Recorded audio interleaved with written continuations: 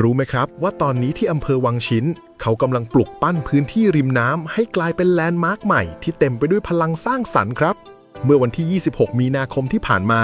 ที่ลานชิวริมยมท่านผู้ว่าสมชัยเลิศประสิทธิพันธ์ได้เปิดงานลานวัฒนธรรมสร้างสรรค์อันซีนไทยขึ้นครับ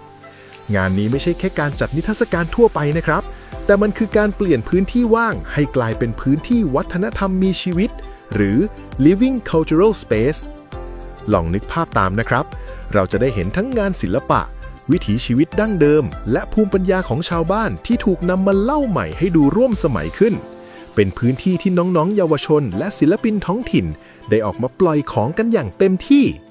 เชื่อว่านี่คือการเอาทุนทางวัฒนธรรมมาสร้างรายได้ให้กับคนในชุมชนอย่างยั่งยืน